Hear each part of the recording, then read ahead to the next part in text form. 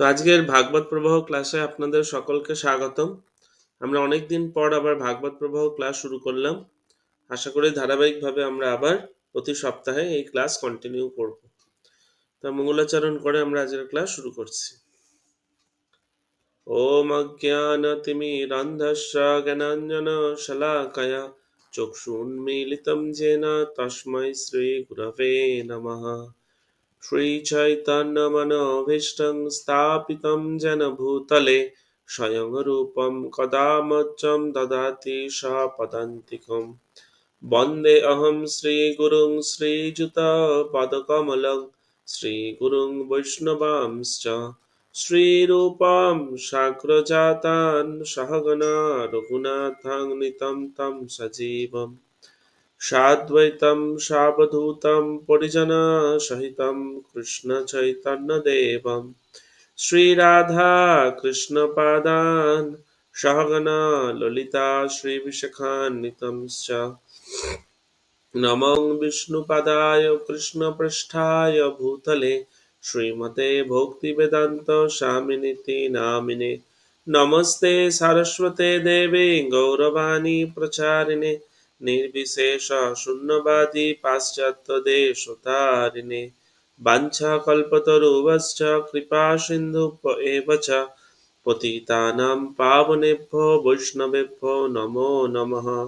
हे कृष्ण करुणा सिन्धु दीनबन्धु जगत्पते गोपेश गोपिकाकान्त राधाकान्त नमस्तुते। तप्त काञ्चन गौरी राधे वृन्दावनेश्वरी वृषभानुसुते देवी प्रणमामि हरिप्रिये।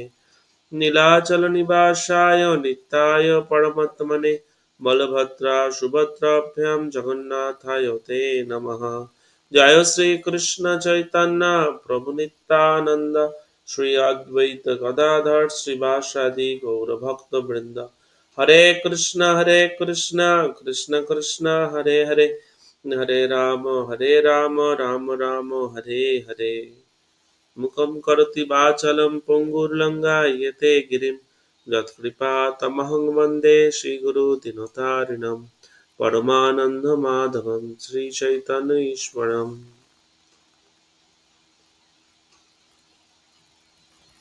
हरे कृष्ण। तो আমরা ভাগবত প্রবাহ ক্লাসের তৃতীয় স্কন্ধে আমরা রয়েছি। হয়তো আপনারা ভুলে গেছেন, সেই জন্য আমি আগের দিনের ক্লাসটা পাঠিয়েছিলাম। যদি শুনে থাকেন তাহলে সুন্দর সংযুক্তিকরণ করতে পারবেন প্রবাহকে। আমরা আজকে শ্রীমদ্ ভাগবতমের তৃতীয় স্কন্ধের পঞ্চম অধ্যায় থেকে নবম অধ্যায় পর্যন্ত আমরা আলোচনা করব। ঠিক আছে? তো আগের ক্লাসে আমরা কি আলোচনা করেছিলাম? আগের ক্লাসে আমরা আলোচনা করেছিলাম, আগের ক্লাসে দেখেছিলাম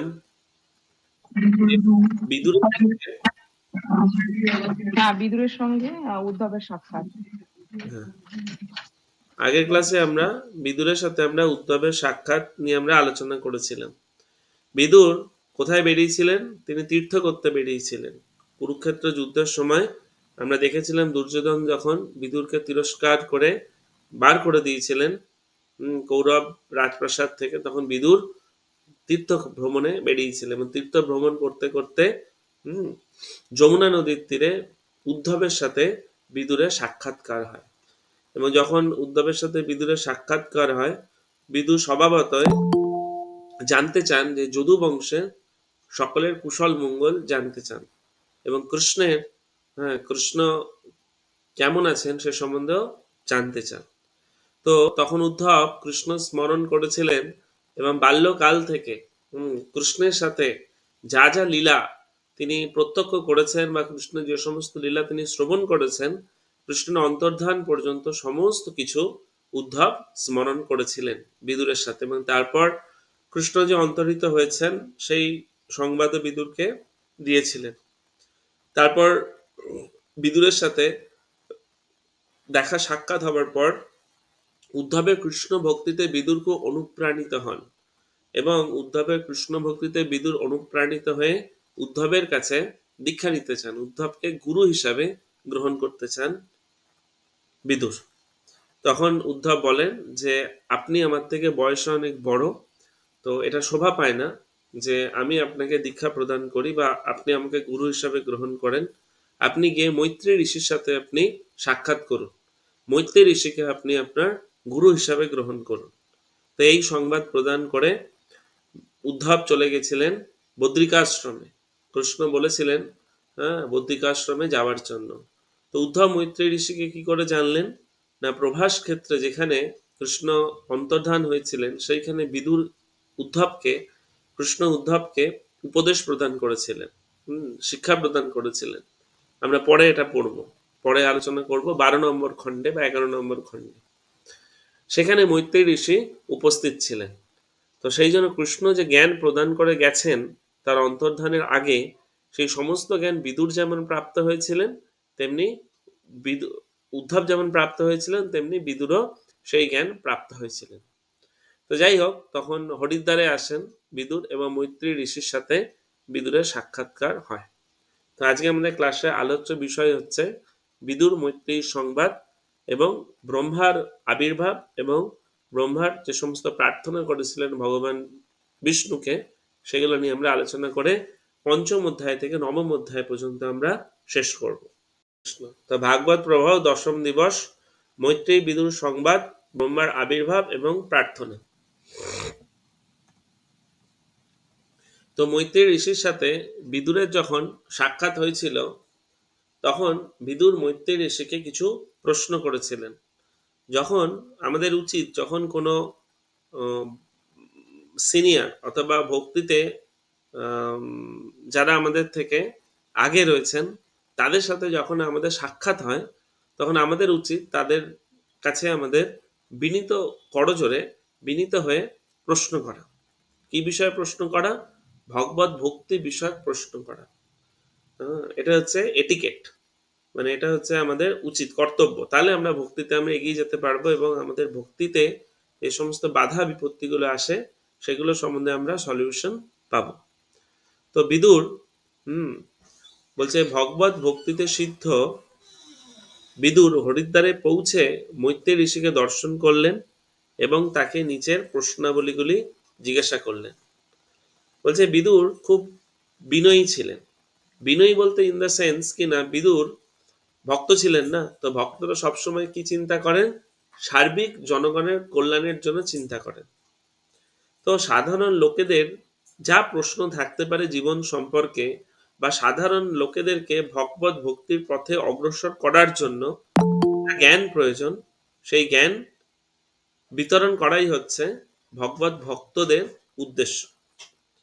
তো এখানে বলছে দেখুন, বিদুর তার সহজাত বিনয়বশত মৈত্রী ঋষির কাছে সরাসরি ভগবানের রূপ লীলা প্রভৃতি সম্পর্কে জিজ্ঞাসা করেননি, বরং সাধারণ লোকেদের জন্য অধিক প্রাসঙ্গিক একটি বিষয় সম্বন্ধে জিজ্ঞাসা করেছিলেন। বিষয়টি কি? বিষয়টা হচ্ছে কিভাবে দুঃখের নিবৃত্তি সাধন করা যায়। বলছে এই জড়জগতে যে সকল মানুষেরা রয়েছে তারা নানা রকম সকাম কর্মে লিপ্ত হয়। তারা তাদের সুখ লাভ করার জন্য বিভিন্ন রকম কাজে লিপ্ত হয়, কিন্তু তারা সুখ লাভ করে না, তৃপ্তও হয় না, তারা স্যাটিসফাই হয় না তাদের কাছে। আবার এই কাজে ব্যর্থতার ফলে তারা সেই কাজ থেকে তারা অনাসক্তও হয় না। তো বিদুরের প্রশ্ন হচ্ছে যে এই প্রকৃত সুখ লাভ কি করে হয় সেটা সম্বন্ধে আমাকে জ্ঞান প্রদান করুন। আমরা কি করি না, আমরা জড়জাগতিক যে সমস্ত আমাদের সমস্যাগুলো থাকে সেগুলো আমরা সমাধান করার জন্য আমরা প্রতিনিয়ত বিভিন্ন রকম কর্মে আমরা লিপ্ত হই, কিন্তু আমরা স্যাটিসফাই হই না, আমরা সন্তুষ্ট হই না। কেন সন্তুষ্ট হয় না? কারণ একটার পর একটা জড়জাগতিক যে সমস্ত বাধা বা জড়জাগতিক যে সমস্ত আমাদের আসক্তি সেগুলো উত্তরোত্তর বাড়তেই থাকে। হয় এরকম হয় না যে একটা আমাদের যদি ইচ্ছা পূর্ণ হয়ে যায় আমরা সমাজ থেকে বা জড়জাগতিক যে যে মোহ থেকে আমরা আসক্ত হয়ে যাই, তাই না? আমাদের দুঃখ দিন দিন বাড়তে থাকে। তো বিদুর এখানে মৈত্রী ঋষিকে প্রশ্ন করছে কিভাবে এই দুঃখের নিবৃত্তি করা যায়। সুখায় কর্মণি করতি লোকে নতই সুখং বান্ন দুপারপম বা বিন্দেত ভূয়স্তৎ এব দুঃখং যদত্র যুক্তং ভগবান বদেন্ন। তো মৈত্রী ঋষির কাছে বিদুর এই প্রশ্ন করছে। আর কি বলছেন? তিনি বলছেন যে যারা মহাপুরুষ হয়, যারা ভগবত ভক্ত হয়, তারা কৃষ্ণ বহির্মুখ, অধর্ম পরায়ণ, দুঃখ দুর্দশাগ্রস্ত ব্যক্তিদের অনুগ্রহ করার জন্য ভগবানের প্রতিনিধি রূপে এই মর্তলোকে পরিভ্রমণ করেন। তো যারা ভগবত ভক্ত, তারা সারা পৃথিবী তারা পরিভ্রমণ করেন, তাই না? তারা জনসাধারণের মধ্যে তাদের যে সুখ স্বাচ্ছন্দ্যকে ত্যাগ করে তারা জনসাধারণের কল্যাণের জন্য তারা প্রচার করে, তাই না? আমরা দেখছি আমাদের প্রভুপাদ, তিনি তার 70-65 বছর বয়সে তিনি বৃন্দাবনের মতো জায়গা পরিত্যাগ করে তিনি ম্লেচ্ছ দেশে তিনি পরিভ্রমণ করেছিলেন। কেন? না, যারা কৃষ্ণ বহির্মুখ তাদেরকে কৃষ্ণ ভাবনামৃতের সাথে যুক্ত করার জন্য, যারা অধর্ম পরায়ণ, যারা ধর্ম মানে না, যারা দুঃখ দুর্দশাগ্রস্ত। এখানে দুঃখ দুর্দশা মানে জাগতিক দুঃখ দুর্দশা না, বা অর্থনৈতিক দুঃখ দুর্দশা না, মানসিক দুঃখ দুর্দশাগ্রস্ত ব্যক্তিদের। প্রভুপাদের প্রচারের ফলে কত হিপি, হিপি মানে হচ্ছে যারা ওই সময় তথাকথিত সমাজে উৎপাত করত, তারা সমাজে নুইসেন্স ছিল, তাদেরকে অনুগ্রহ করেছেন, কৃপা করেছেন, তাদের কাছে ভগবত ভক্তির দিব্য জ্ঞানকে প্রদান করেছেন, দিয়ে তাদেরকে কৃষ্ণমুখী করেছেন, তাদেরকে কৃষ্ণ ভাবনামৃতের সাথে যুক্ত করেছেন। তারা আজকে বড় বড় সন্ন্যাসী এবং তারা আজকে বড় বড় লিডার, গুরু হয়ে তারা জগতের মানুষের দুঃখ দুর্দশা নিবারণ করার চেষ্টা করছেন। তো খুব সুন্দর শ্লোক, জনস্য কৃষ্ণ দ্বিমুখস্য দৈবা দধর্মশীলস্য সুদুখিতস্য অনুগ্রহায় চরন্তি নূনং ভূতানি ভবানি জনার্দনস্য। তো বলছে এটা হচ্ছে ভগবত ভক্তদের উদ্দেশ্য। তো এই বিদুর তখন মৈত্রীকে বলছেন, এই আমাকে এই ভগবত ভক্তির বিষয় উপদেশ প্রদান করুন, হ্যাঁ, যাতে আমি ব্রহ্মা, পরমাত্মা এবং ভগবান সম্বন্ধে জানতে পারি, এবং শুধু জানা নয়, সেটাকে আমি যেন উপলব্ধি করতে পারি।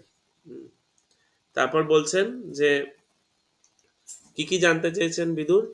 ভগবানের পুরুষাবতার, ভগবানের বিরাট রূপ, লীলাবতার, বিভিন্ন গ্রহের বাসযোগ্য অবস্থা এবং বিভিন্ন জীবেদের কন্ডিশন সম্বন্ধে জানতে চেয়েছেন। মানে কি না, এক কথায় বলতে গেলে বিদুর এই ভগবান যে সৃষ্টি করেছেন, আমরা আগে পড়েছিলাম যে ভগবত ভক্ত যারা হয় তারা যে শুধুমাত্র ভগবানের প্রত্যক্ষ যে সমস্ত লীলার প্রতি, মানে লীলার প্রতি যেমন আসক্ত থাকেন, তেমনি তারা ভগবানের বৈরঙ্গা শক্তির প্রভাবে যে সৃষ্টি কার্য হয়েছে তার প্রতিও তার আসক্তি থাকে। তাদের কাছে দুটি সমান।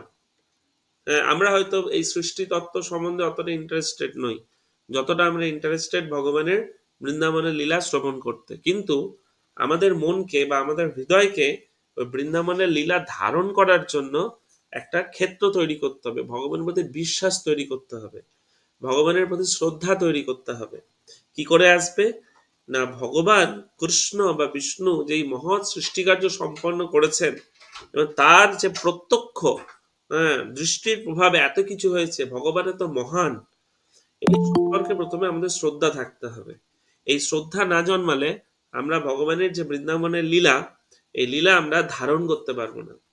যেমন বলা হয় বাঘের দুধকে ধারণ করার জন্য সোনার বাটি লাগে, বলা হয়, কেন বাঘের দুধ খুব পাওয়ারফুল। তেমনি এই ভগবানের যে সমস্ত দিব্য লীলা সমূহকে আমাদের হৃদয় ধারণ করার জন্য আমাদের হৃদয়কে পটভূমি তৈরি করতে হবে। সেই জন্য শ্রীমদ্ ভাগবতমের দশম স্কন্ধে ভগবানের বৃন্দাবন লীলা সম্বন্ধে আলোচনা করা আছে।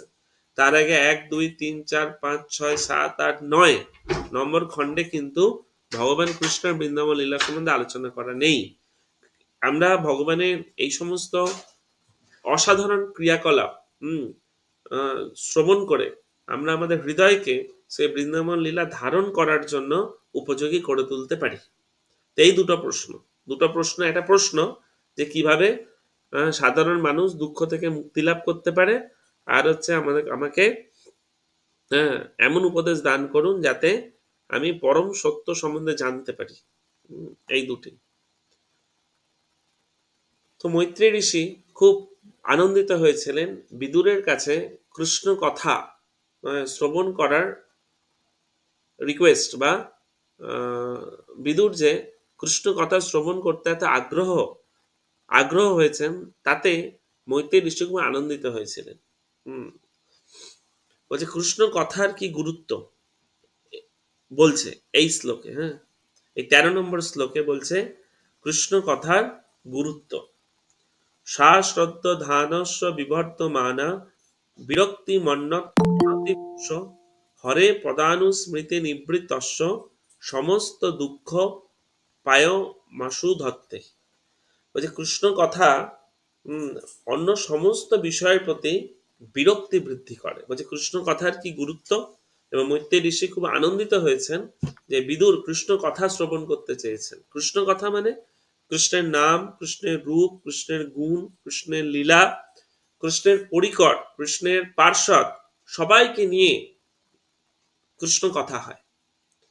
তো এই কৃষ্ণ কথা শ্রবণের ফলে কি হয় না, জড়জাগতিক বিষয়ের প্রতি অনাসক্তি তৈরি হয়, বা তার প্রতি বিরক্তি বৃদ্ধি পায়, বা আমরা জড়জাগতিক বিষয়ের প্রতি আসক্তি আমাদের দূরীভূত হয়।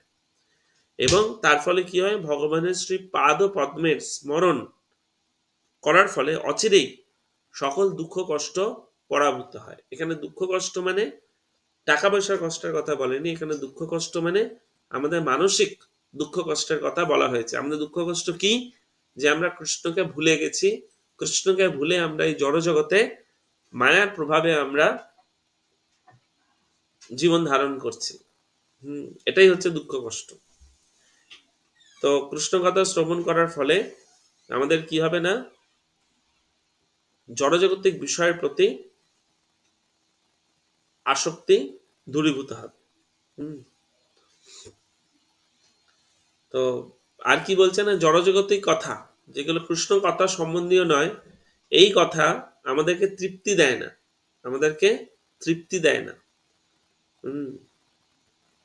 কিন্তু কৃষ্ণ কথা কর্ণ রন্ধ্র দিয়ে প্রবেশ করার ফলেই আমাদের আসক্তির যে বন্ধনকে ছিন্ন করে দেয়। বুঝা গেল? তো এটা হচ্ছে কৃষ্ণ কথার গুরুত্ব। কৃষ্ণ কথা হচ্ছে সমস্ত বিষয়ের সার। হে আর্তবন্ধু, হরি কথায় কেবল সকলের মঙ্গল সাধন করতে পারছে। হরি কথাই একমাত্র সকলের মঙ্গল সাধন করতে পারে।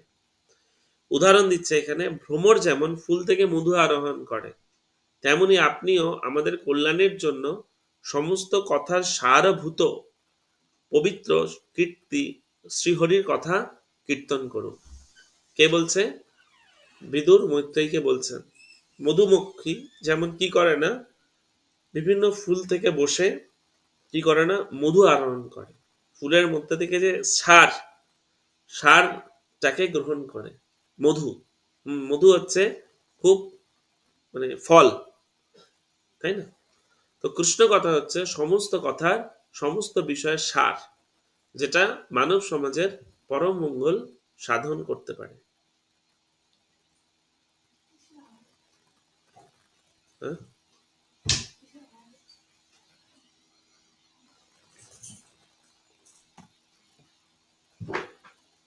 তো বিদুরের কাছ থেকে এইরকম শ্রবণ করে এই রিকোয়েস্ট বা আদেশ, আদেশ বলবো না, বিদুরের কাছ থেকে এরকম প্রশ্ন বা কৃষ্ণ কথা বলার সুযোগ মৈত্রেয়ী ঋষি গ্রহণ করলেন এবং বিদুরকে সম্মান করলেন এবং কৃতজ্ঞতা জানালেন। বলছে শ্রীমদ্ ভাগবতম যখন প্রবচন হয় তখন দুইজন থাকে, মানে একজন থেকে বক্তা আর থেকে শ্রোতা। তো বলছে বক্তা এবং শ্রোতা দুজনে কি করছে, একজন কি করছে, কৃষ্ণ কথা বলার মাধ্যমে ভগবানের সেবা করছে বা ভক্তিমূলক সেবায় যুক্ত থাকছে, এবং অপরপক্ষে যারা শ্রোতা থাকে তারা কৃষ্ণ কথা শ্রবণ করার মাধ্যমে তারা ভগবত সেবায় তারা যুক্ত হচ্ছে। তো দুজনেই কিন্তু কি করছে, ভগবত সেবায় যুক্ত হচ্ছে। যে ভাগবতমের যে বক্তা তার কখনোই মনে করা উচিত নয় যে আমার সামনে যারা বসে আছে, হ্যাঁ, তারা সবাই হচ্ছে কি বলবো, তারা সবাই কেউ সেবা করে না বা কেউ ভক্ত নয়।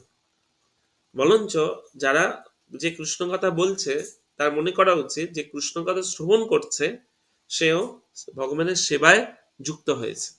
আমি কৃষ্ণ কথা বলার মাধ্যমে ভগবানের সেবা করছি, এবং যারা শ্রোতা তারা কৃষ্ণ কথা শ্রবণ করার মাধ্যমে ভগবানের সেবা করছে।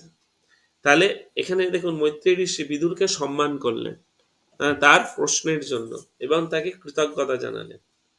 তাহলে আমাদেরও, আমাদের যারা শ্রোতা তাদেরকে আমাদের কৃতজ্ঞতা জানাতে হবে যে তাদের জন্যই আজকে আমরা কৃষ্ণ কথা বলার সুযোগ গ্রহণ করেছি বা সুযোগ পেয়েছি। তাছাড়া মৈত্রেয়ী ঋষি জানেন যে বিদুর কে। বিদুর আসলে ছিলেন যমরাজ। হ্যাঁ, মান্ডব্য মুনির অভিশাপের ফলে তিনি দাসী পুত্র হয়ে জন্মগ্রহণ করেছেন, পরে এক সময় বলবো। হ্যাঁ, এবং মহর্ষি ব্যাসদেবের বীর্য থেকে এই বিদুর জন্মলাভ করেছেন। তো বিদুর কোনো সাধারণ ব্যক্তি ছিলেন না। তো সেই জন্য এই দুটি কারণে মৈত্রেয়ী ঋষি বিদুরকে সম্মান করলেন এবং কৃতজ্ঞতা জানালেন, এবং তিনি সমস্ত মানুষের কল্যাণের জন্য তিনি কৃষ্ণ কথা বা ভগবত কথা তিনি বলতে আরম্ভ করলেন। তো বিদুর প্রথমে কি করেছিলেন না, সৃষ্টির প্রক্রিয়া ব্যাখ্যা করলেন। আমরা কিভাবে সৃষ্টি হয়েছে আমরা আগের দিন আমরা আলোচনা করেছিলাম আগের ক্লাসে, মনে আছে আপনাদের? যে কারণদক্ষায় বিষ্ণু যখন দৃষ্টি নিক্ষেপ করে, কিসের ওপর দৃষ্টি নিক্ষেপ করে? প্রধানের ওপর দৃষ্টি নিক্ষেপ করে। প্রধান, তো প্রধানের ওপর যখন দৃষ্টি নিক্ষেপ করে জড়া প্রকৃতি, তখন কি হয় না, মহত্তত্ত্ব তৈরি হয়। প্রধান কি হয় না, মহত্তত্ত্বে রূপান্তরিত হয়। মহত্তত্ত্ব থেকে সৃষ্টি হয় অহংকার। বলছে মহত্তত্ত্বের তিনটে গুণ, আমরা এগুলো আলোচনা করেছিলাম, জটিল জিনিস, কিন্তু সরল ভাবে একটু জেনে রাখুন। এইভাবে সৃষ্টি হয়। কারণদক্ষায় বিষ্ণু দৃষ্টি নিক্ষেপ করেন, সেই দৃষ্টি নিক্ষেপ করার ফলে জড়া প্রকৃতির আরেকটা নাম হচ্ছে প্রধান। ওই প্রধান রূপান্তরিত হয় মহত্তত্ত্বে। মহত্তত্ত্বে তিনটে গুণ থেকে, সত্যগুণ, রজগুণ, তমগুণ। তার মধ্যে তমগুণ থেকে অহংকার তৈরি হয়। এই যে অহংকার, এই অহংকার থেকেই সমস্ত কিছু সৃষ্টি হয়। কর্তা, কারণ, কার্য আমরা আলোচনা করেছিলাম। যাই হোক, ওর মধ্যে যাচ্ছি না। টোটাল 23টি উপাদান। সহজ কথায় বলতে গেলে এই জড়জগৎ সৃষ্টির জন্য টোটাল 23টা উপাদান রয়েছে। তো প্রত্যেকটা উপাদানের জন্য একজন করে দেবতা থাকে। প্রত্যেকটা উপাদানের জন্য একজন করে দেবতা থাকে, এবং প্রত্যেকটা ইন্দ্রিয়ের জন্য একজন করে দেবতা থাকে। যেমন বলছে কর্ণ একটা ইন্দ্রিয়। বলছে কর্ণের জন্য দিক দেবতাগণ থাকে। দিক দেবতাগণ থাকে। চক্ষুর দেবতা হচ্ছে সূর্য। নাকের দেবতা হচ্ছে অশ্বিনী কুমার। জিহ্বার দেবতা হচ্ছে বরুণ। হাতের দেবতা হচ্ছে ইন্দ্রিয়। পায়ের দেবতা হচ্ছে উপেন্দ্র। কণ্ঠের দেবতা হচ্ছে অগ্নি। এইরকম প্রত্যেকটা উপাদানের, 23টি উপাদানের একজন করে দেবতা থাকে। কিন্তু এখন এই 23টি উপাদান সব আলাদা আলাদা রয়েছে। 23টি উপাদান আলাদা আলাদা রয়েছে। এগুলো যখন মিশ্রণ হবে তখন জীব সৃষ্টি হবে। বোঝা গেল? যেমন ধরুন একজন কুক থাকে, রান্না করে। সে প্রথমে কি করে না, সমস্ত উপাদানগুলোকে সব আলাদা আলাদা রাখে। আলু আলাদা, চাল আলাদা, জিরে আলাদা, হলুদ আলাদা, সব আলাদা করে রাখে। তারপর কুক কি করে না, তার কুশলীর দ্বারা ওই সমস্ত উপাদানকে একসাথে মিশ্রণ করে সে তৈরি করে সুস্বাদু পক্ক। তেমনি এই 23টি উপাদান সব আলাদা আলাদা রয়েছে। তো ভগবান বিষ্ণুর যেখানে বলছে দেখুন, ভগবান বিষ্ণুর বিভিন্ন অংশ ভৌতিক উপাদানগুলির নিয়ন্ত্রণকারী দেবতারা, মানে প্রত্যেকটা উপাদানের যে দেবতারা রয়েছেন তারা ব্রহ্মাণ্ডের এই সমস্ত কার্যাবলীগুলি করতে অক্ষম ছিল। তারা জানে না কি করতে হবে। উপাদান রয়েছে, তাদের দেবতা রয়েছে, কিন্তু কি করতে হবে তারা জানে না। তারা করজোড়ে ভগবানের উদ্দেশ্যে তারা প্রার্থনা করলেন, যে ভগবান আমরা কি করব, আমাদেরকে জ্ঞান প্রদান করুন, আমরা কিভাবে এগুলোকে মিশ্রণ ঘটিয়ে আমরা জীব সৃষ্টি করব। বোঝা যাচ্ছে? তো মৈত্রেয়ী ঋষি এই সৃষ্টি ব্যাখ্যা করলেন প্রথমে বিদুরের কাছে। তারপর এই সমস্ত দেবতারা ভগবানকে প্রার্থনা করলেন। কি প্রার্থনা করলেন আমরা সংক্ষেপে একটু বলি। দেবতারা বললেন, হে ভগবান, আপনার চরণারবিন্দ শরণাগত জীবেদের কাছে একটি ছত্রের মতো, একটি ছাতার মতো। আপনার শ্রীচরণ জীবেদের কাছে ছাতার মতো, যা তাদের সংসারের সমস্ত ক্লেশ থেকে রক্ষা করে। তো ভজ হুরে মন শ্রীনন্দ নন্দন অভয় চরণার বিন্দরে। একই কথা কে বলছে? এই সমস্ত দেবতারা বলছে, যারা এই সমস্ত উপাদানের দেবতা। বুঝা যাচ্ছে না? তারা বলছে আপনার চরণ হচ্ছে একটা ছাতার মতো, যা সমস্ত সংসারের ক্লেশ থেকে জীবেদেরকে রক্ষা করে। সেই আশ্রয়ে আশ্রিত মহর্ষিগণ সমস্ত জড়জাগতিক ক্লেশ দূরে ছুঁড়ে ফেলে দেন। যারা আশ্রয় গ্রহণ করেন আপনার চরণ কমলের, তারা সমস্ত জড়জাগতিক ক্লেশকে দূরে ছুঁড়ে ফেলে দেন। তাই আমরা আপনার শ্রী পাদ পদ্মে আমাদের সশ্রদ্ধ প্রণতি নিবেদন করি। তাই দেবতারা এইভাবে প্রার্থনা করছে। নমামতে দেব পদারবিন্দম প্রপন্ন তাপ উপশম আত্রপত্রম যৎমূলকে তা যতয় অঞ্জসা উরু সংসার দুঃখং বহিরুৎক্ষিপন্তি। যাই হোক, ভাগবতমের শ্লোক খুব গুরুত্বপূর্ণ, খুব শক্তিশালী, তাই আমাদের উচ্চারণও পড়া উচিত। তো এইভাবে প্রার্থনা করছে। আর কি প্রার্থনা করছেন? বলছে ভগবানের শ্রী পাদ পদ্ম সমস্ত তীর্থের আশ্রয় স্বরূপ। আমরা যদি ভগবানের চরণ কমলে আশ্রয় গ্রহণ করি, তাহলে সমস্ত তীর্থে আমাদের যে আশ্রয় দেয় তার সমান। বলছে নির্মল চিত্ত মহর্ষিরা বেদরূপী পাখার দ্বারা বাহিত হয়ে নিরন্তর আপনার শ্রী মুখ কমল রূপ নীরের আশ্রয় অন্বেষণ করেন।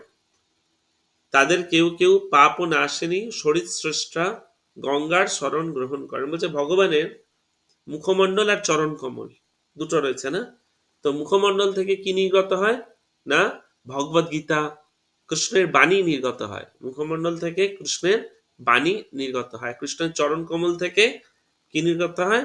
গঙ্গা মাতা নির্গত হয়। বলছে এই দুইটি, বলছে কৃষ্ণের মুখমণ্ডল থেকে নিঃসৃত বাণী এবং কৃষ্ণের চরণ কমল থেকে নিঃসৃত যে গঙ্গা, এই গঙ্গার আশ্রয় গ্রহণ করে ভগবানের ভক্তরা।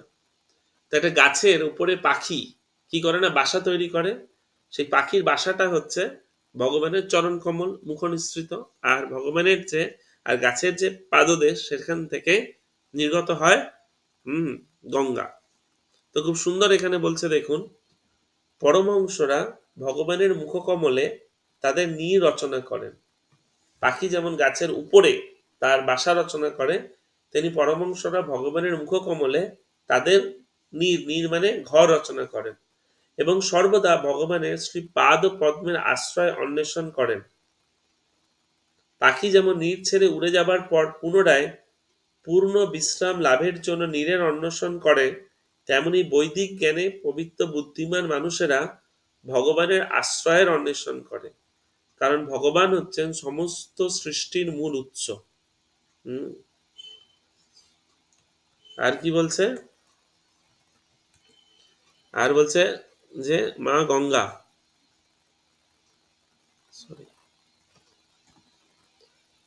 ভগবান এতই কৃপাময় যে তিনি সুরধিনী গঙ্গাকে সারা বিশ্ব ব্রহ্মাণ্ড জুড়ে বিস্তার করেছেন, যাতে সেই পবিত্র সলিলে স্নান করে সকলেই প্রতি পদে সংগঠিত পাপের ফল থেকে মুক্ত হতে পারে। তাই গঙ্গা মাতার এখানে গুরুত্ব বলা হয়েছে। যাই হোক, ভগবান আমাদেরকে দুটি প্রদান করেছেন, ভগবানের মুখনিসৃত বাণী এবং ভগবানের চরণ কমল থেকে প্রবাহিত গঙ্গা দেবী। তো কেবলমাত্র এটা কৃষ্ণ কথা হবে, হ্যাঁ, কেবলমাত্র কৃষ্ণ কৃষ্ণ কথার অমৃত পান এবং ঐকান্তিক ভক্তিমূলক সেবার দ্বারা কোনো ব্যক্তি সহজে পূর্ণ জ্ঞান বৈরাগ্য লাভ করেন এবং বৈকুণ্ঠ লোক প্রাপ্ত হন। আমরা যখন কৃষ্ণ কথা শ্রবণ করি, যখন ভাগবত পড়ি, গীতা পড়ি, আমরা আমাদের জ্ঞানকে বৃদ্ধি করি, কিন্তু শুধুমাত্র জ্ঞান বৃদ্ধি করলেই বৈকুণ্ঠ প্রাপ্ত হবে না। কি তার সাথে লাগবে? ভক্তিমূলক সেবা।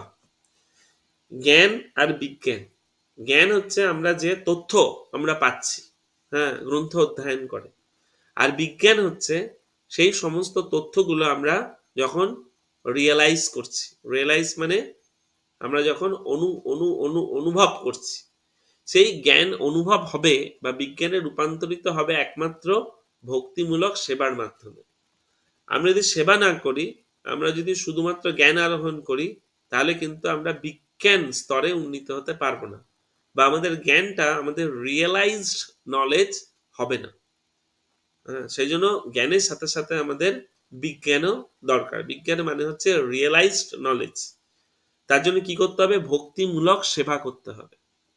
ভক্তিমূলক সেবাতে অংশগ্রহণ করতে হবে। ভক্তিমূলক সেবা মানে গ্রন্থ প্রচার, প্রসাদ সেবন, জপ, শ্রবণ, কীর্তন, ভগবানের ভক্তদের সেবা করা, তাদের কাছে আমাদের সারেন্ডার করা, ভগবানের ভক্তদের কাছে আমাদেরকে সারেন্ডার করা, এগুলো হচ্ছে ভক্তিমূলক সেবা। দয়া করে আমাদের আপনি নির্দেশ প্রদান করুন, আপনার পূর্ণ শক্তি প্রদান করুন, যাতে আমরা আপনার অভিলষিত কার্য সম্পাদন করতে পারি। ভগবানের অভিলষিত কার্য কি? নাই সৃষ্টি তত্ত্ব রচনা করা।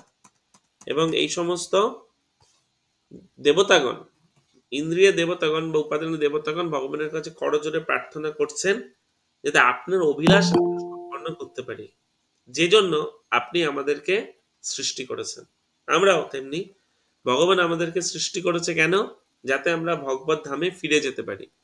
এটা হচ্ছে ভগবানের অভিলাষ। তো এই অভিলাষ ভগবানের সম্পাদন করা হচ্ছে আমাদের সেবা। ভগবত ধামে ফিরে যাবার জন্য আমাদের যা যা করণীয় তাই আমাদের করা প্রয়োজন, এবং সেটাই হচ্ছে ভক্তিমূলক সেবা।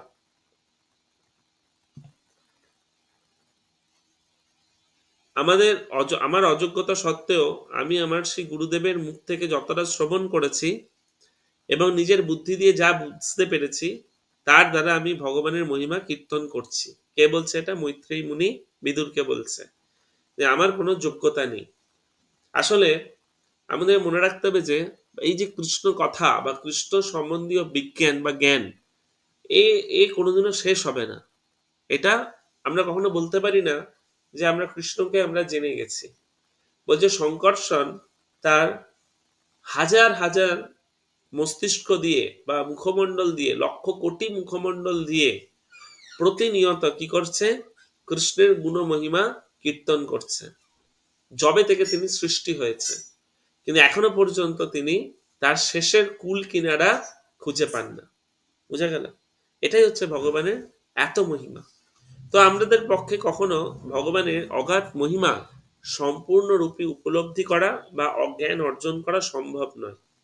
কিন্তু আমাদের মনে রাখতে হবে আমরা ভগবানের যে মহিমা আমরা যেন ইনকারেক্ট না বুঝি বা না প্রচার করি। আমরা তো কমপ্লিট ভগবানের মহিমা আমাদের পক্ষে জানা বা উপলব্ধি করা সম্ভব নয়, কিন্তু আমরা যেন ত্রুটিপূর্ণ কৃষ্ণ কথা যেন না বলি। বোঝা যাচ্ছে কথাটা? আমরা যে কৃষ্ণ কথা বলবো সেটা অপূর্ণ হতে পারে, কিন্তু সেটা যেন ত্রুটিপূর্ণ না হয়। সেই জন্য কি করতে হবে? আমরা আমাদের গুরুদেবের কাছ থেকে যা শ্রবণ করব, শিল প্রভুপাদের গ্রন্থে যেটুকু রয়েছে আমরা সেইটুকুই আমরা প্রচার করব। বুঝতে পেরেছেন? তো আমাদের অযোগ্যতা থাকা সত্ত্বেও অনেকে বলে আমি তো অযোগ্য। অযোগ্য মানে এই নয় যে আমি ভগবানের সেবা করব না। এখানে মৈত্রেয়ী মুনি বলছেন আমার অযোগ্যতা থাকা সত্ত্বেও আমি ভগবানের মহিমা কীর্তন করছি। তথাপি কীর্তয়মঙ্গ যথামতি যথাশ্রুত, যেমন আমি শুনেছি এবং যেমন বুঝেছি। কীর্তিং হরেশং সৎ কর্তুং গিরমন্নাবিধাস্তিতম। সর্বোচ্চ সিদ্ধি কি? না ভগবানের মহিমা কীর্তন করাই মানব জীবনের সর্বোচ্চ সিদ্ধি। এইভাবে বিদুরকে প্রশ্ন করলেন, বিদুর মৈত্রেয়ী ঋষিকে প্রশ্ন করলেন। সেই প্রশ্নগুলো ছাড়াও আরো কিছু প্রশ্ন করলেন। কি কি প্রশ্ন করলেন? যে ভগবান হচ্ছে অপ্রাকৃত, ভগবান হচ্ছে চিন্ময়, তাও তিনি কিভাবে জড় গুণ সমূহের দ্বারা সম্পৃক্ত হন? ভগবান তো চিন্ময়, আমরা জানি যে ভগবান হচ্ছে সমস্ত শক্তির উৎস। ভগবান থেকে সমস্ত শক্তি সৃষ্টি হয়েছে, সমস্ত গুণ সৃষ্টি হয়েছে। তাহলে ভগবান কি করে এই জড় গুণ সমূহের সাথে সম্পৃক্ত হন? জীবাত্মা শুদ্ধ হয়েও কিভাবে অজ্ঞতায় আবদ্ধ হয় এবং ক্লেশ ভোগ করে? জীবাত্মাও তো শুদ্ধ, ভগবানের অংশ, তাহলে কিভাবে জীবাত্মা ক্লেশ ভোগ করে? তো সেই উত্তরে মৈত্রেয়ী ঋষি বলছেন যে ভগবান মায়া করতে অযৌক্তিক মোহাচ্ছন্ন হয়ে বদ্ধ নন। বলছে ভগবান বদ্ধ নয়, মায়ার দ্বারা মোহাচ্ছন্ন হয়। কেউ যদি এরকম ভাবে তার সে সিদ্ধান্ত হচ্ছে অযৌক্তিক। বলছে এরকম কোনো মানে এটা কোনো ধরাই যায় না যে ভগবান মায়ার দ্বারা আচ্ছন্ন হয়। মায়া ভগবান থেকে সৃষ্টি হয়, ভগবানের নির্দেশে এই জড় জগৎ পরিচালিত হয়। অর্থাৎ প্রথম প্রশ্নের উত্তরে তিনি নস্যাৎ করে দিলেন যে ভগবান কখনো এই জড় প্রকৃতির সাথে সম্পৃক্ত হন না, বরঞ্চ ভগবানের নির্দেশে জড় প্রকৃতি কার্য সম্পাদন করে। আর কি জীব কেন ক্লেশ ভোগ করছে? কারণ জীব তার নিজের স্বরূপকে বিস্মৃত হয়ে গেছে, স্বরূপ বিস্মৃত হয়ে যাবার ফলে ক্লেশ ভোগ করছে। যেমন ধরুন একটা উদাহরণ দিচ্ছি, অনেক সময় আমরা স্বপ্ন দেখি না? আমি ধরুন স্বপ্নে দেখছি কেউ আমার শিরচ্ছেদ করছে, আমার মাথা কেটে দিচ্ছে, শিরচ্ছেদ করছে। কেউ কি দেখতে পায় যে কেউ যদি কেউ যদি আমার মাথাকে শিরচ্ছেদ করে, আমি সেটা দেখতে পাবো? দেখতে পাবার কথা যে আমার ধরুন গলা কেটে দিচ্ছে, ধর থেকে গলা নামিয়ে দিচ্ছে, আমি কি সেটা দেখতে পাবো যে আমার গলাটা নেমে যাচ্ছে? আমি দেখতে পাবো না, কেন শিরচ্ছেদ করলেই তো আমি মরে যাব। কিন্তু স্বপ্নে যখন আমরা থাকি তখন আমরা দেখতেও পাই যে আমার কেউ শিরচ্ছেদ করছে এবং আমরা আতঙ্কিত হই, তাই না? তা আমরা আতঙ্কিত হই, আবার যখন আমরা স্বপ্ন ভেঙে যায় আমরা ভাবি যে না আমরা ঠিক আছি, দিয়ে আবার আশ্বস্ত হই। তাহলে স্বপ্নে আমরা কেন আতঙ্কিত হয়েছিলাম? কারণ আমরা মনে করছিলাম যে স্বপ্নে আমি যে দেহটা ধারণ করেছি সেই দেহটা হচ্ছে আমি। আমি শুয়ে আছি এটা একটা দেহে শুয়ে আছি, আবার স্বপ্নেও আমার একটা দেহ রয়েছে, কারণ আমি দেখতে পাচ্ছি, আমি চলতে পারছি, কেউ আমার শিরচ্ছেদ করে দিচ্ছে, তাহলে ওটা একটা দেহ রয়েছে। তাহলে আমি মনে করছি যে স্বপ্নে যে দেহটা দেখছি সেই দেহটা হচ্ছে আমি। সেই জন্য স্বপ্নে যা যা দেখছি আমি তাতে কি হচ্ছে, আমি কষ্ট ভোগ করছি। তিনি জীব যখন এই জড় প্রকৃতির সংস্পর্শে আসে তখন এই জড়া প্রকৃতিকে নিজের বলে মনে করে। জীব মনে করে এই জড় দেহটিই হচ্ছে আমি। সেই জন্য এই জড় দেহের সাথে সম্পর্কিত যা কিছু ঘটনাবলী হয় তার ফলে জীবাত্মা কষ্ট পায়। বুঝাতে পারলাম কিছুটা? তো জীব সম্পর্কে জিজ্ঞেস করছে যে বিশুদ্ধ চৈতন্য সম্পন্ন আত্মা কিভাবে অবিদ্যার দ্বারা আচ্ছন্ন হয়? হৃদয়ে ভগবান উপস্থিত থাকা সত্ত্বেও জীব কেন দুঃখ দুর্দশা ভোগ করে? আমার মন অত্যন্ত মোহাচ্ছন্ন এই প্রশ্নগুলোর দ্বারা, কৃপা করে এই মোহ দূর করুন। বুঝা গেল? উত্তর বোঝা গেল কেন আমরা কষ্ট ভোগ করি? কারণ আমরা জীবাত্মা কি করে, এই দেহটিকে, এই জড়া প্রকৃতিকে নিজের বলে মনে করে, তার সাথে সম্পৃক্ত হয়ে যায়। সেই জন্য সে যখন দেখছে এখানে এত কিছু হচ্ছে তখন সেই জীবাত্মা কষ্ট ভোগ করছে। যেমন স্বপ্নে আমরা আমাদের আরেকটা দেহকে দেখে আমরা কষ্ট ভোগ করি, যদিও আমরা কিন্তু সেই দেহটার মধ্যে বাস্তবে নেই। বুঝা গেছে? তাহলে কি করে এই কষ্ট থেকে মুক্ত হব? ভগবানের নাম গুণ লীলা প্রভৃতি শ্রবণ ও কীর্তন করার ফলে আমাদের এই দুঃখ দুর্দশা বিনাশ হবে। ভগবত ভক্তি সাধন করার ফলে আমরা এই ক্লেশ থেকে আমরা নিজেদেরকে মুক্ত করতে পারবো। যারা ভগবানের চরণের সেবার প্রতি আসক্ত হয়েছেন তারাই এই ক্লেশ থেকে মুক্ত হতে পারে।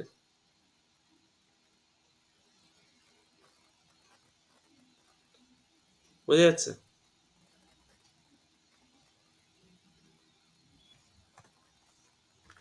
আমি এখন ভাগবত পুরাণ কীর্তন করব, যা অতি অল্প সুখের আশায় মহা দুঃখে পতিত জীবেদের মঙ্গল সাধনের জন্য স্বয়ং ভগবান মহান ঋষিদেরকে শ্রবণ করিয়েছিলেন। তো ভাগবত বর্ণনা করবে এখানে।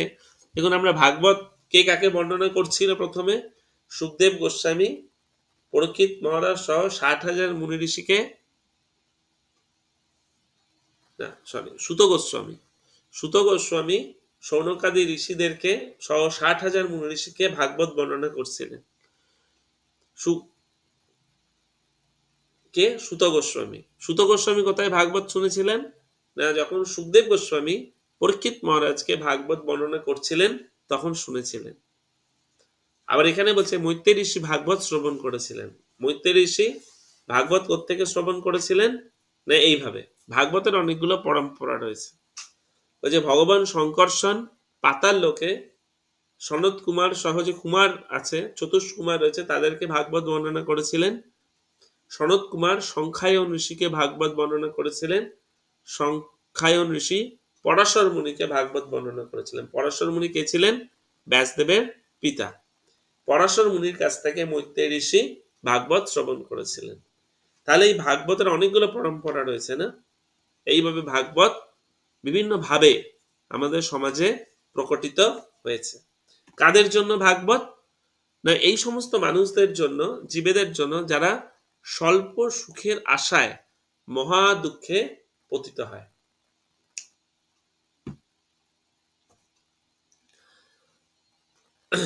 এই শ্লোকটা খুব গুরুত্বপূর্ণ শ্লোক ভাগবতের, মুখস্থ করতে হয়। সোহং ঋণং শূল্য সুখায় দুঃখং মহৎ মহৎগতানং বিরমায় তস্য প্রবর্তয়ে ভাগবতং পুরাণম যথা সাক্ষাৎ ভগবত বন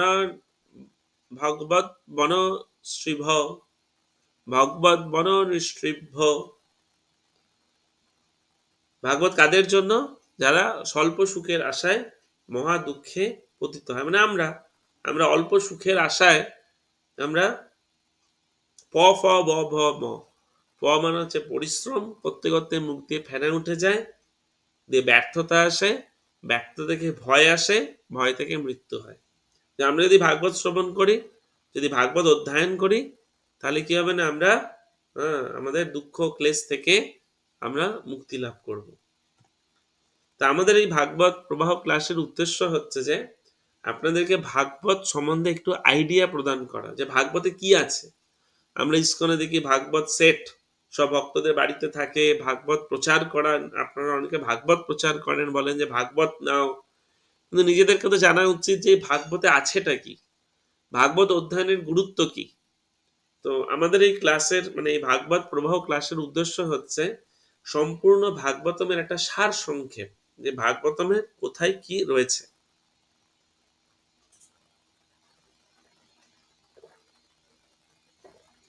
অ্যাটলিস্ট এইটা জানলে আমরা কাউকে বলতে পারবো যে ভাগবতমে এই জিনিসগুলো রয়েছে। যদিও ভুলে যাবেন, কিন্তু এগুলো বারবার অধ্যয়ন করলে বা লেকচারগুলো শ্রবণ করলে ভাগবতের সার সংক্ষেপ বা ভাগবতের বিষয়বস্তু সম্বন্ধে আমরা একটা ধারণা লাভ করব। সেই জন্য এই ক্লাসটা করা অত্যন্ত গুরুত্বপূর্ণ। 70টা ক্লাসে সম্পূর্ণ ভাগবতম শেষ করব, তাই না? আমাদের দেখুন তৃতীয় স্কন্ধ 9 নম্বর অধ্যায় পর্যন্ত আজকে কমপ্লিট হয়ে যাবে। মেন বিষয়বস্তুগুলো আমি স্পর্শ করে যাচ্ছি যাতে একটা সম্যক ধারণা জন্মায়, ঠিক আছে? তো শ্রীমদ্ ভাগবতমের অবতরণ ব্যাখ্যার পর মৈত্রেয় ঋষি কিভাবে সৃষ্টি কার্য শুরু হয়েছিল, ব্রহ্মা রাত্রি অবসানের পর, ব্রহ্মার যখন রাত্রি হয় তখন সম্পূর্ণ প্রলয় হয়। অর্ধেক প্রলয়, মানে প্রলয় দুরকম হয়, একটা হচ্ছে আংশিক প্রলয়, একটা হচ্ছে পূর্ণ প্রলয়। তো ব্রহ্মার যখন একটা দিন একটা রাত কমপ্লিট হয়ে যায় তখন আংশিক প্রলয় হয়, আর যখন জীবনে অবসান হয় তখন পূর্ণ প্রলয় হয়। তো এই আংশিক ব্রহ্মা রাত্রি অবসানের পর আংশিক প্রলয় হওয়ার পর কিভাবে আবার সৃষ্টি কার্য সম্পূর্ণ শুরু হলো সে সম্বন্ধে মৈত্রেয় ঋষি বিদুরকে বর্ণনা করছেন।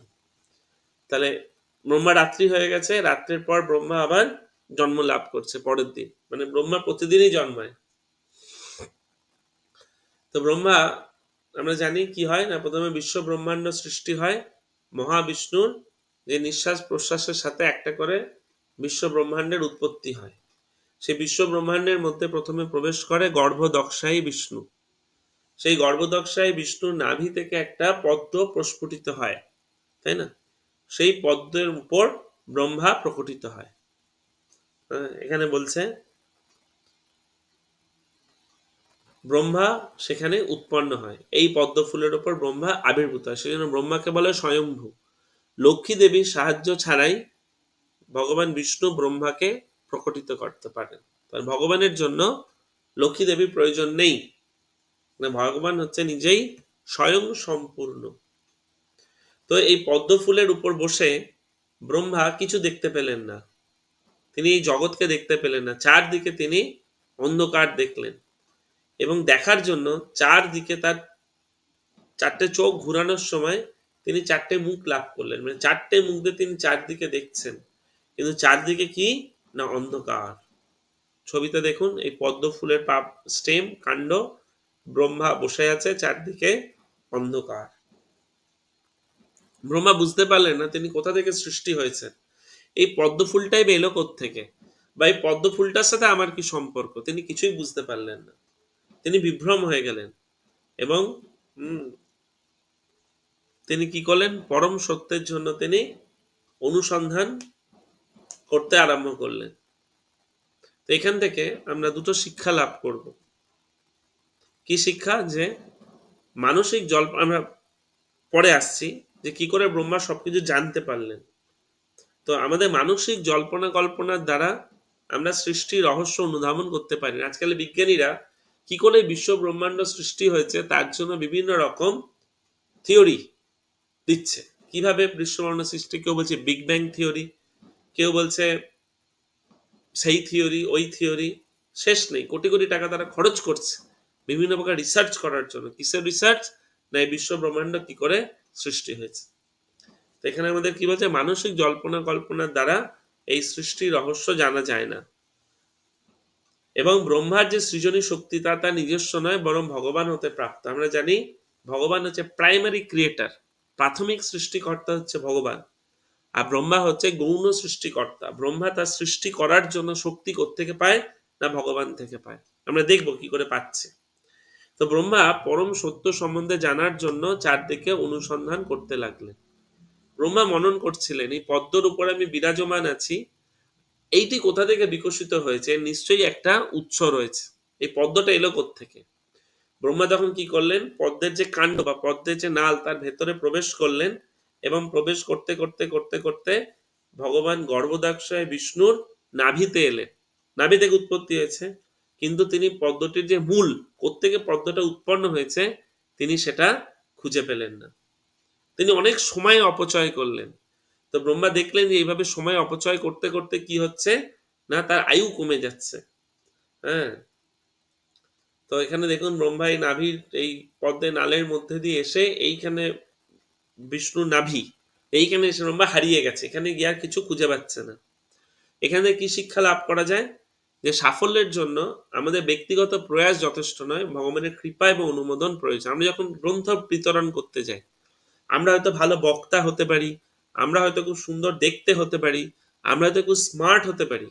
তো আমরা ভাববো যে আমরা যখন গ্রন্থ প্রচার করতে যাব, আমরা বললেই বা আমাকে দেখেই কেউ কোনো একটা গ্রন্থ নিয়ে নেবে, আমরা ভাবি অনেক সময়। কিন্তু বলছে এটা আমাদের ব্যক্তিগত প্রয়াস। বলছে এই ব্যক্তিগত প্রয়াসটা যথেষ্ট নয়।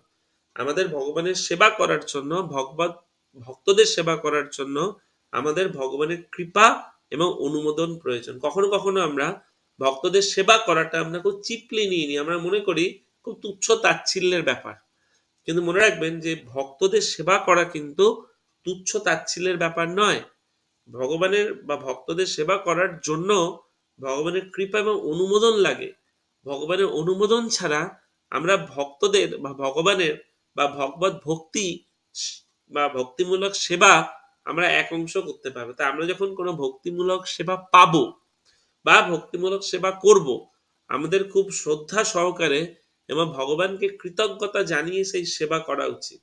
কেন ভগবান কৃপা বা অনুমোদন ছাড়া আমরা সেই সেবা করতে পারবো না। তো ব্রহ্মা যখন দেখলেন যে তার আয়ু কমে যাচ্ছে, এই অনুসন্ধান করতে করতে তিনি সেই অনুসন্ধান করা পরিত্যাগ করলেন, আবার সেই পদ্মের উপর তিনি ফিরে গেলেন এবং তার মনকে ভগবানের চিন্তায় কেন্দ্রীভূত করলেন। 100 সৌর বছর পর তিনি তার অন্তরের অন্তঃস্থলে ভগবানকে দর্শন করতে পেরেছিলেন। 100 সৌর বছর মানে কত কোটি কোটি বছর পর তিনি যখন তিনি মনকে ভগবানের চিন্তায় একাগ্রীভূত করলেন, তখন তিনি ভগবানের দর্শন প্রাপ্ত হয়েছিলেন। তো এই যে ভগবানের দর্শন ব্রহ্মা প্রাপ্ত হয়েছিল, সেটাও ভগবানের কৃপার দ্বারা অনুপ্রাণিত হয়ে বা ভগবানের কৃপার দ্বারা সম্পন্ন হয়েছিল। কেন না ব্রহ্মা নিজের ব্যক্তিগত প্রয়াসকে পরিত্যাগ করে ভগবানের ধ্যানে মগ্ন হয়েছিলেন, তার জন্য ভগবান কৃপা করেছিলেন। সেই জলের উপর ব্রহ্মা তখন ভগবানকে দেখতে পেলেন। যদিও ব্রহ্মার কিন্তু বিষ্ণু নাভি থেকে যে পদ্ম সৃষ্টি হয়েছে, ব্রহ্মা তার উপরে বসে আছে, বিষ্ণু ধরুন মানে নিচে লম্বা হয়ে শায়িত হয়ে আছে, কিন্তু ব্রহ্মা বিষ্ণুকে দেখতে পাচ্ছে না। কথাটা বুঝতে পারছেন? যদিও ব্রহ্মা উপরে বসে আছে, কিন্তু পদ্মের নিচে তাকালে হয়তো বিষ্ণুকে দেখতে পাবে, কিন্তু ব্রহ্মা বিষ্ণুকে দেখতে পাচ্ছে না। কেন পাচ্ছে না? কারণ ভগবান অনুমোদন করেননি। ব্রহ্মা যখন ভগবানের মনন করছিলেন, যখন ধ্যান করছিলেন, ভগবত ভক্তি করছিলেন, তখন ভগবান অনুমোদন করেছিলেন বা কৃপা করেছিলেন। তেমনি যারা ভগবত ভক্ত নয়, তারা যথেষ্ট চেষ্টা করলেও তাদের জ্ঞানের দ্বারা তারা ভগবানকে কখনোই দর্শন করতে পারবেন না, কখনো দর্শন করতে পারবে না। তারা বিজ্ঞানের দ্বারা, জড়জাগতিক জ্ঞানের দ্বারা ভগবানকে দর্শন করতে পারবেন না। কিন্তু একজন শুদ্ধ ভগবত ভক্ত, তিনি ভগবানের কৃপার প্রভাবে তিনি ভগবানকে সাক্ষাৎ দর্শন করতে পারবেন।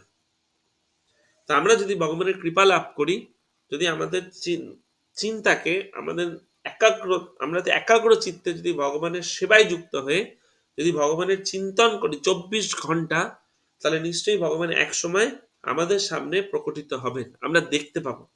যেমন করে ব্রহ্মা গর্ভদক্ষায় বিষ্ণুকে দেখতে পেয়েছিলেন। সেই জলের উপর ব্রহ্মা শেষ নাগের প্রকাণ্ড শ্বেত শরীর দেখতে পেলেন, যাতে ভগবান গর্ভদক্ষায় বিষ্ণু একাকী শায়িত ছিলেন।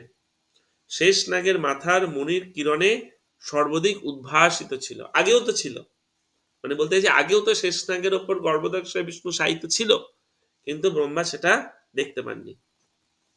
এই যে ব্রহ্মা দেখতে পাচ্ছে, তো কেমন দেখছেন না, ভগবানের শরীর হচ্ছে প্রবাল পর্বতের মতো। আমরা জন্মাষ্টমী ক্লাসে আলোচনা করেছিলাম যে ভগবানকে কেমন দেখতে।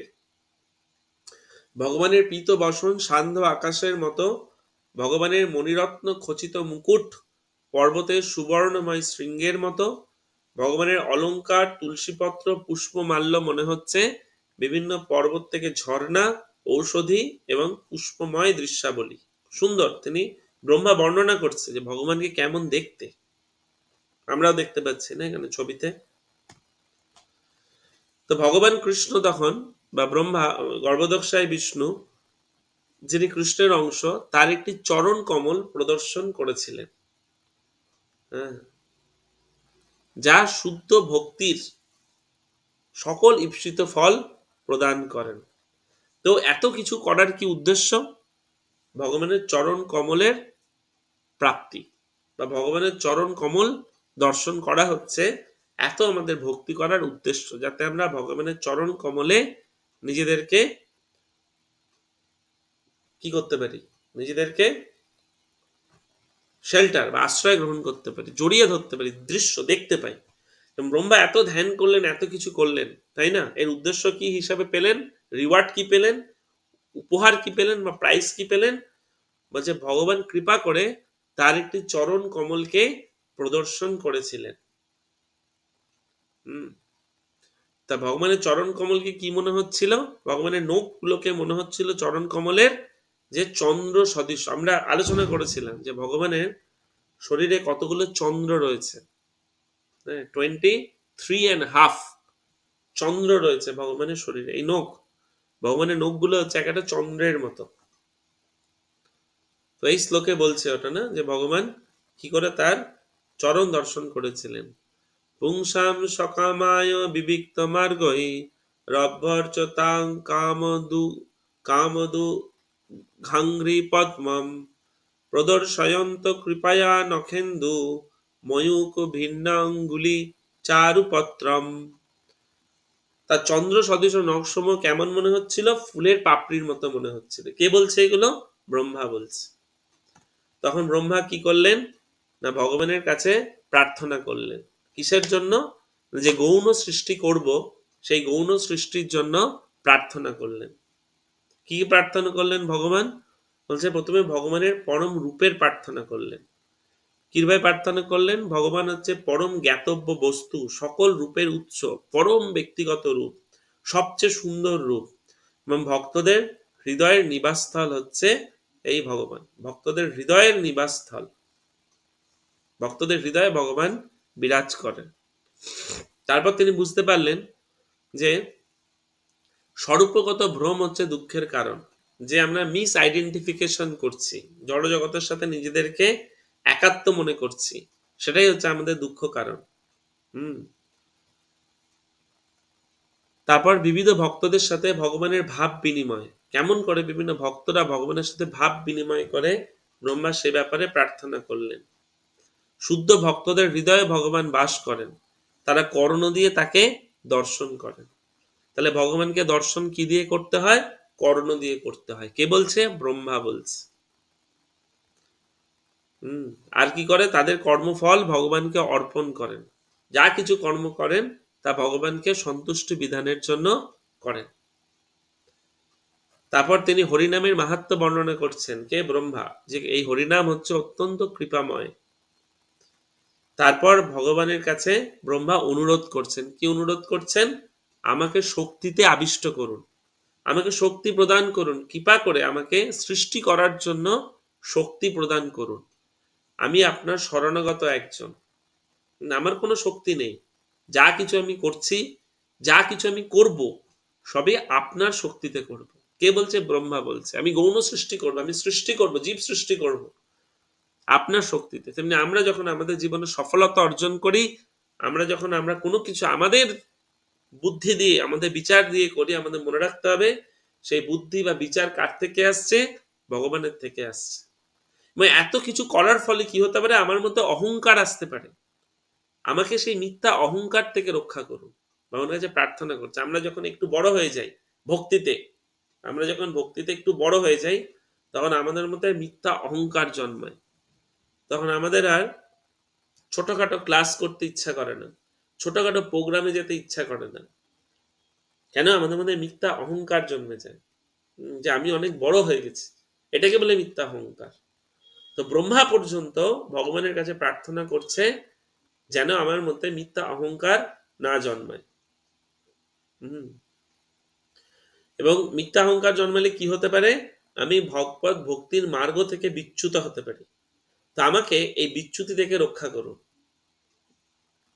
করজোরে ভগবানের কাছে প্রার্থনা, গেলে আমাদেরও প্রার্থনা, যে আমাকে ভগবত ভক্তির কৃপাময় শক্তি প্রদান করুন, যাতে আমার মধ্যে কোনো মিথ্যা অহংকার না জন্মায়, যে আমি অনেক বড় ভক্ত হয়ে গেছি, আমি দীক্ষিত হয়ে গেছি, আমি ব্রাহ্মণ দীক্ষিত হয়ে গেছি, আমি গুরু মহারাজের সেবা করি, আমি ভগবানের ডাইরেক্ট সেবা করি, মন্দিরে সেবা করি। এগুলো হচ্ছে মিথ্যা অহংকার। এই মিথ্যা অহংকার যখনই জন্মাবে, তখনই আমরা বিচ্যুত হয়ে যাব ভক্তি মার্গ থেকে। এবং ভগবানকে বলছেন যে আপনি জেগে উঠুন এবং আমাকে কৃপা দৃষ্টি এবং আশীর্বাদ বর্ষণ করুন। তো আমরা যখন ভগবানের সামনে গিয়ে দাঁড়াবো, আমাদের এই 4টে প্রার্থনা করা উচিত। অনেকে ভাবেন যে ভগবানের সামনে গিয়ে কি বলবো? ভগবানের সামনে গিয়ে 4টে প্রার্থনা করবেন। কি কি 4টে প্রার্থনা? আমি যা কর্ম করব, আমি যা ভক্তি অনুশীলন করব, আমাকে শক্তি প্রদান করুন, যাতে আমি আপনার শক্তিতে ভগবত ভক্তির মার্গে গুরুদেব এবং শ্রীল প্রভুপাদের প্রচারে আমি যাতে সাহায্য করতে পারি। গৌণ সৃষ্টি করছে ব্রহ্মা, মহৎ কার্য, তেমনি প্রচারও একটা মহৎ কার্য। এটা আমাদের একার দ্বারা বা আমার নিজের ব্যক্তিগত শক্তি বা প্রয়াসের দ্বারা সম্ভব নয়। আপনি শক্তি যদি প্রদান করেন, কৃপা যদি প্রদান করেন, তাহলে এটা সম্ভব। এত কিছু করার ফলে আমার মধ্যে অহংকার জন্মাতে পারে, সেই অহংকার থেকে আমাকে রক্ষা করুন। আমি যাতে ভক্তি পথ থেকে কখনো বিচ্যুত না হই। যা কিছু হয়ে যাক, কোনো ভক্তের সাথে মারামারি হয়ে যাক, চুলোচুলি হয়ে যাক, যা কিছু হয়ে যাক, আমি যেন ভক্তি মার্গ থেকে বিচ্যুত না হই। হে ভগবান, আমাকে কৃপা দৃষ্টি প্রদান করুন, কৃপা বাড়ি বর্ষণ করুন এবং আপনার চরণ কমলে আমাকে নিয়ত স্থান প্রদান করুন। কে প্রার্থনা করছে? আমরা প্রার্থনা করছি ভগবানের কাছে। ব্রহ্মা আমাদের গুরু। আমাদের সম্প্রদায়ের নাম কি? ব্রহ্ম মধ্য গৌড়ীয় বৈষ্ণব সম্প্রদায়। ব্রহ্মা হচ্ছেন আমাদের আদি গুরু। আমাদের পরম্পরা, যে গুরু পরম্পরা, তার সব থেকে উপরে রয়েছে ব্রহ্মা। তাই ব্রহ্মা আমাদেরকে শেখাচ্ছে কি করে আমাদেরকে ভগবানের কাছে প্রার্থনা করা উচিত, তাই না? ব্রহ্মা হচ্ছেন আমাদের পরম্পরার সব থেকে আদি গুরু। আমাদের পরম্পরা ব্রহ্ম মধ্য গৌড়ীয় বৈষ্ণব সম্প্রদায় ব্রহ্মা থেকে আসছে, ঠিক আছে। তো পরমেশ্বর ভগবান কি করছেন, ব্রহ্মার প্রতি উত্তর প্রদান করছেন। কি উত্তর প্রদান করছেন বা আশ্বস্ত করছেন যে উদ্বিগ্ন হয়েও না, তপস্যা ও বিদ্যার দ্বারা আমার কৃপা অর্জন করো। কি কি কথা, বিদ্যা বা জ্ঞান অর্জন করতে হবে এবং ভক্তিমূলক সেবা করতে হবে, তপস্যা করতে হবে। আমাদের তপস্যা কি, আমাদের গ্রন্থ অধ্যয়ন করতে হবে, আমাদের ক্লাস অ্যাটেন্ড করতে হবে, আমাদের গ্রন্থ প্রচার করতে হবে, আমাদের মঙ্গল আরতি করতে হবে সকালবেলা, আমাদের ভক্তদের সেবা করতে হবে। এটাই হচ্ছে আমাদের তপস্যা কলিযুগে। জ্ঞান অর্জন করতে হবে কৃষ্ণ ভক্তির, এবং সেটা প্র্যাকটিক্যালি সেটাকে অ্যাপ্লাই করতে হবে এইগুলোর মাধ্যমে। আর কি বলছে, তোমার উপর আমার কৃপা বর্ধিত হবে। যদি তুমি এগুলো করো তাহলে তোমার উপর আমার কৃপা বর্ধিত হবে, রজগুণ তমগুণ তোমাকে বদ্ধ করবে না। তুমি আমাকে অবগত হয়েছো কারণ তুমি জানো যে আমার রূপ হচ্ছে অপ্রাকৃত। কৃষ্ণ যে ভগবান এবং কৃষ্ণ চিন্ময়, কৃষ্ণের রূপ হচ্ছে সচ্চিদানন্দ বিগ্রহ। যখন আমরা জানতে পারবো তখন আমরা ভগবানকে সম্বন্ধে জানতে পারবো।